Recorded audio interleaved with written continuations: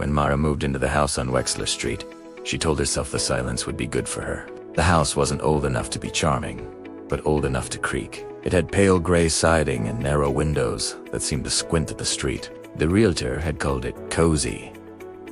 Mara called it affordable. After the divorce, affordable was all she needed. The first night, the silence felt thick, but peaceful.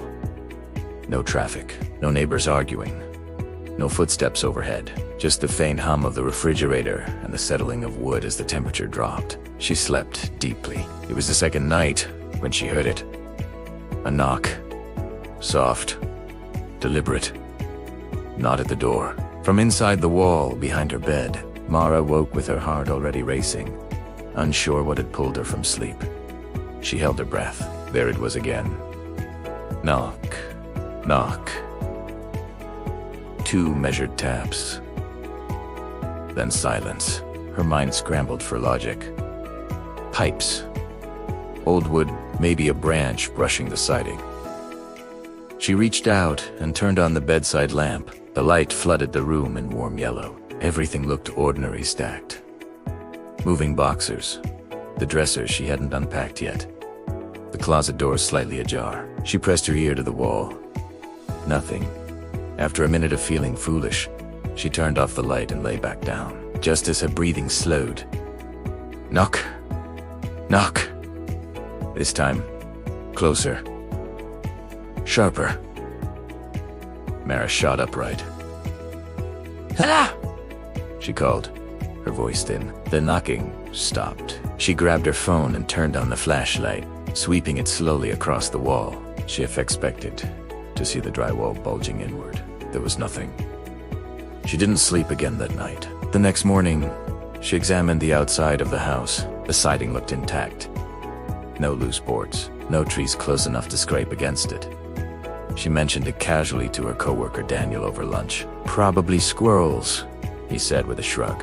"They get inside walls. Scratch around." It wasn't scratching, Mara insisted. It was knocking. Daniel grinned. "Polite squirrels." She forced a laugh. That night, she stayed up late on purpose. If something was making the noise, she'd hear it before it startled her awake. Midnight passed.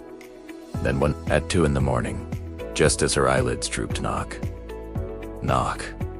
She didn't jump this time. She was ready. The sound came from the same place.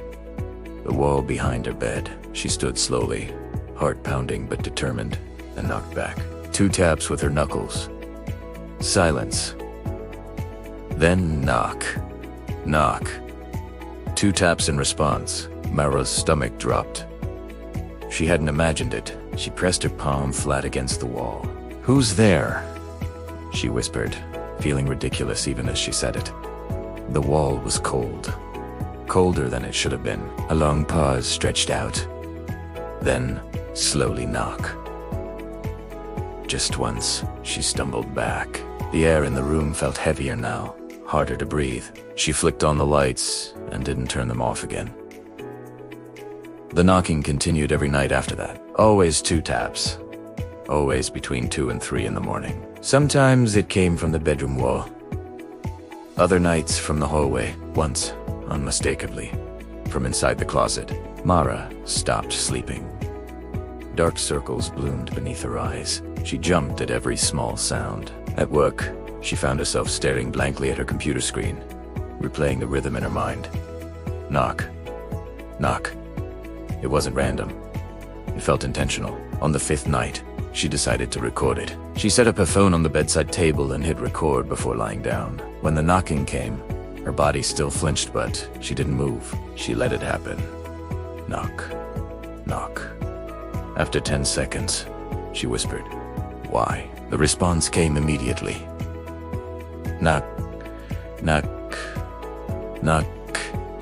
3 taps this time. Her breath hitched. The pattern had changed. The next morning, she replayed the recording with shaking hands. The sound was there, clear as day, hollow and sharp, like knuckles against drywall. And beneath it, she leaned closer. There was something else. A faint, dragging noise between the taps, like something shifting inside the wall. Not an animal, something heavier. That afternoon, she called a contractor. The contractor, a broad man named Ellis, arrived with a toolbox and an air of bored skepticism. "You're hearing knocking in the walls?" He repeated. "Yes, probably expansion." "Houses breathe." At 2 in the morning, in the exact same rhythm. Ellis gave her a look that suggested he'd heard stranger complaints. He cut a small square from the drywall behind her bed. Dust spilled out. He peered inside with a flashlight. "Nothing," he said. "No wires loose, no pests, no pipes, just insulation." "Are you sure?" she asked. He widened the hole slightly. Still nothing. Mara felt a strange mix of relief and dread. If there was nothing there, then what was knocking? Ellis patched the wall and left. That night, the knocking didn't wait until 2. It started at 11. Knock. Knock. From the patched section, Mara stared at it, her blood running cold. The drywall bulged inward slightly with each tap. Knock. Knock. She grabbed a kitchen knife, useless. She knew and approached the wall. "Stop," she whispered. The knocking ceased. For a moment, there was only silence. Then from inside the wall, right where her face hovered, a slow, deliberate scratching, and a voice, not loud, not clear, but unmistakable. "Let me out." Mara dropped the knife. Her entire body went numb. She stumbled back until she hit the dresser. "Who's there?" "Segaspeth." The voice came again, barely audible, like wind slipping through cracks. Cold. Her mind raced for explanations. Hallucination. Sleep deprivation. Stress. But the wall began to tremble. A faint outline appeared beneath the paint.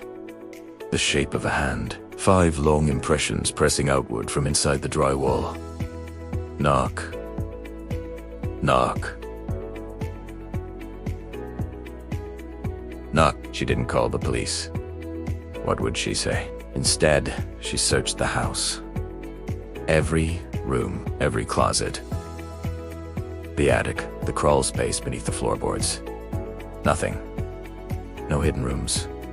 No signs of intrusion. But when she returned to the bedroom, she noticed something she hadn't before. The paint on the walls wasn't just gray. In certain light, faint rectangular patches showed through slightly different shades, as if sections had been repainted separately, as if something had been covered. Her breath came fast. She grabbed a hammer from the garage. Returning to the bedroom, she hesitated only a moment before swinging. The drywall cracked. Dust filled the air. She tore at it wildly, ripping chunks away.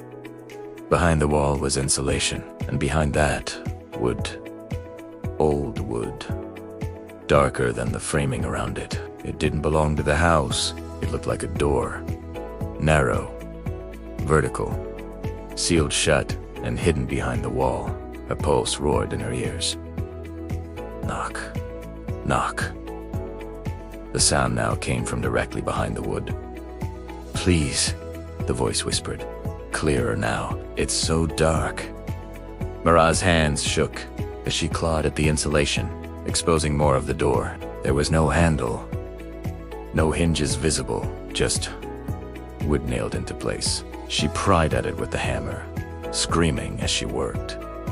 The nails shrieked as they came loose. Finally, the door gave way. It swung inward. A rush of icy air poured out. Mara staggered back. Inside was a narrow cavity between the walls, and in it, a woman stood hunched in the darkness. Her skin was gray and papery. Her hair hung in long, matted strands. Her eyes were sunken, black pits that reflected no light. But she was smiling. Her lips cracked as they stretched. "Thank you," the woman croaked. Mara couldn't move. The woman stepped forward and did not stop. She moved through the threshold of the hidden space without fully crossing it. As if her body was only partly solid, Mara felt something grip her wrist. Cold. Unimaginably cold. Terum spun. The walls seemed to breathe. Knock. Knock. The sound now echoed everywhere at once. The woman's smile widened impossibly, her jaw unhinging as darkness spilled from her mouth like smoke. "You heard me," she whispered. "Now you stay." The world inverted. Mara felt herself falling backward, but not onto the floor. Into tea. While the drywall sealed over her like liquid, her scream was muffled by insulation and wood. Darkness swallowed her whole. The house on Wexler Street was listed again 2 months later. Cozy, affordable, recently renovated. The new tenant, a young man named Aaron, moved in on a quiet Thursday. The first night, he slept deeply. The second night, just after 2 in the morning, he woke to a soft sound. Knock. Knock. He frowned at the wall beside his bed. "Hello?" he muttered, sleepily. From inside the wall, faint and desperate knock. Knock. And a woman's voice, barely audible. "Please."